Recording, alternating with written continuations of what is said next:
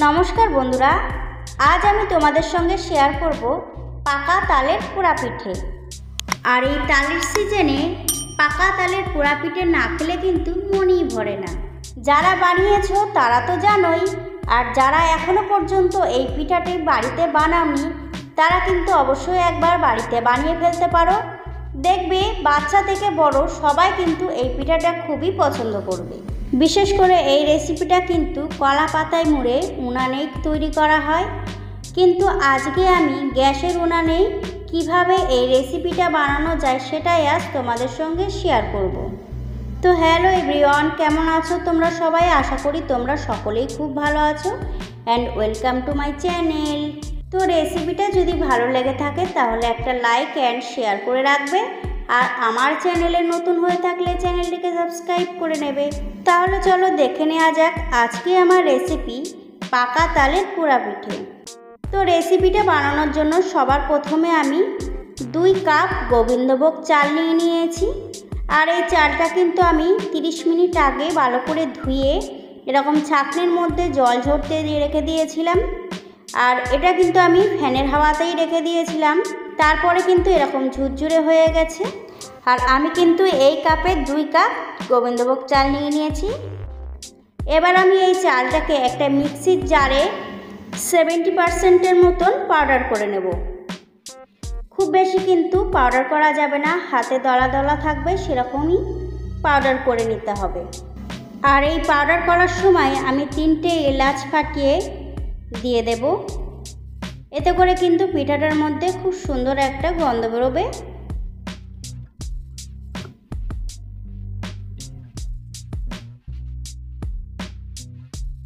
তো চালটা কিন্তু আমি গুঁড়ো করে নিয়ে এসেছি। এবার আমি একটা বোলের মধ্যে ঢেলে নেব।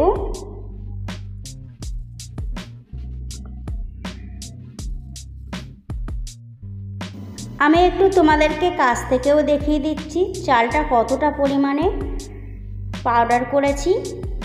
চালটা কিন্তু একদম পুরো পাউডার হয়নি, একটু কিন্তু দানা দানা আছে, সুজির মতন কিন্তু একটু দানা দানা আছে। এখানে আমি দিয়ে দেব স্বাদ মতো নুন, দিয়ে দেব 3 টেবিল চামচ গুঁড়ো দুধ। আর এই গুঁড়ো দুধটা দিয়ে দিলে কিন্তু খেতে খুবই ভালো লাগবে, চেষ্টা করবে এই গুঁড়ো দুধটা দিয়ে দিতে। আর দিয়ে দেব 1 চামচ সুজি। আর সুজিটা কিন্তু এখানে 1 চামচই দিতে হবে, বেশি কিন্তু দেওয়া যাবে না। এবার আমি দিয়ে দেব 1 কাপ চিনি। এখানে আমি 1 কাপ চিনি দিয়ে দিচ্ছি। তোমরা কিন্তু তোমাদের টেস্ট অনুযায়ী চিনিটা ব্যবহার করবে। আর আমি এখানে দিয়ে দেব 1 কাপ কোরানো নারকেল। এবার আমি দিয়ে দেব 1 কাপ পাকা তালের পাল্প।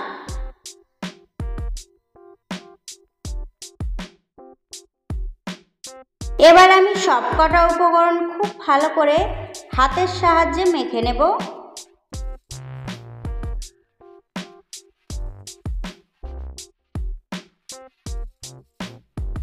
এবার আমি অল্প অল্প দুধ দিয়ে সবকটা উপকরণ খুব ভালো করে মেখে নেব।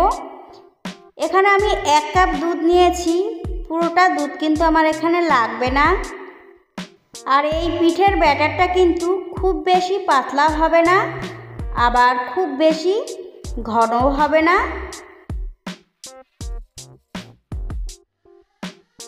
তো এইভাবে আমি অল্প অল্প দুধ দিয়ে খুব ভালো করে মেখে নেব।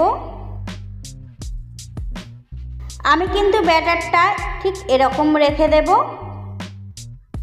আর আমি দুধটাও তোমাদেরকে দেখিয়ে দিচ্ছি কতটা দুধ বেঁচে গেছে।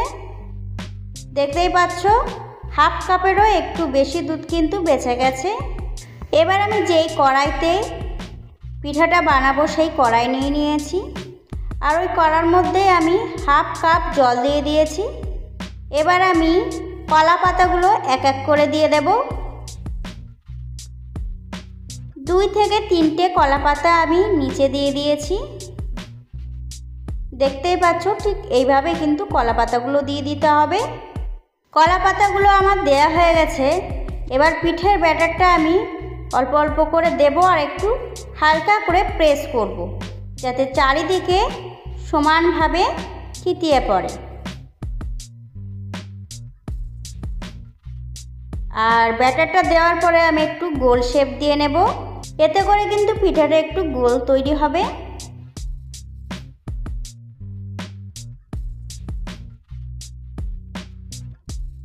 এবার আমি পিঠাটা একটু ডেকোরেট করে নেব। এটা অপশনাল, তোমরা চাইলে দিতেও পারো আবার নাও দিতে পারো, তবে দিয়ে দিলে কিন্তু খেতে খুব ভালো লাগবে আর দেখতেও ভালো লাগে। প্রথমে আমি একটু কিশমিশ দিয়ে দিলাম, তারপরে কয়েকটি কাজু বাদাম দিয়ে দেব।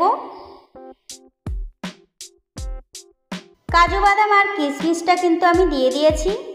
এবার উপর দিয়ে একটা কলা পাতা আমি দিয়ে দেব। এতে করে কিন্তু এই পিঠের কলার পাতার যে গন্ধটা খুব দারুণ আসবে। উপরেও কিন্তু আমি 2খানা কলা পাতা দিয়ে দিয়েছি। এবার যে কলা পাতাগুলো কড়ার থেকে বাইরে বেরিয়ে আছে সেই পাতাগুলো একটু ভেতর দিকে ঢুকিয়ে আমি ঢাকনাটা দিয়ে দেব। তো কড়ার ঢাকনাটা কিন্তু আমি খুব ভালো করে দিয়ে দিয়েছি। এবার আমি এই কড়াটাকে গ্যাস ওভেনে বসিয়ে দেব। ওভেনে বসানোর পর আমি হাই আছে 2 মিনিট রেখে দেব। তারপরে গ্যাসটাকে কিন্তু আমি লো আছে 30 মিনিটের জন্য রেখে দেব। 30 মিনিট পর কড়ার ঢাকনাটাকে আমি খুলে নিচ্ছি। দেখতেই পাচ্ছ কলা পাতাগুলো কতটা পুড়ে গেছে আর উপরের পাতাটাও কিন্তু পুড়ে গেছে। যেহেতু এই পিঠাটার নাম পুরা পিঠা, সেই জন্য কিন্তু এই পিঠাটা সাইড দিক দিয়ে একটু পুড়ে গেছে আর তলাটাও কিন্তু একটু পুড়ে পুড়ে যাবে। কলার পাতায় তৈরি করা হয়েছে বলে এই পিঠাটার মধ্যে এত সুন্দর গন্ধ। আর সত্যি বলছি বন্ধুরা, পিঠাটা কিন্তু না খেলে তোমরা বুঝতেই পারবে না এতটা সুন্দর হয় পিঠাটা খেতে। আর একবার বানালে মনে হবে বারবার এই পিঠাটা বানিয়ে খাই, এতটাই টেস্টি হয়। তো খুব সহজভাবে রেসিপিটা আমি তোমাদের সঙ্গে শেয়ার করেছি। আশা করি তোমাদের খুব ভালো লাগবে। ভালো লাগলে অবশ্যই কিন্তু আমাকে কমেন্টে জানাতে ভুলবে না। তাহলে আজকের মতন এই পর্যন্ত, দেখা হবে অন্য কোনো রেসিপি নিয়ে। ততক্ষণে সবাই ভালো থাকবে, সুস্থ থাকবে। নমস্কার।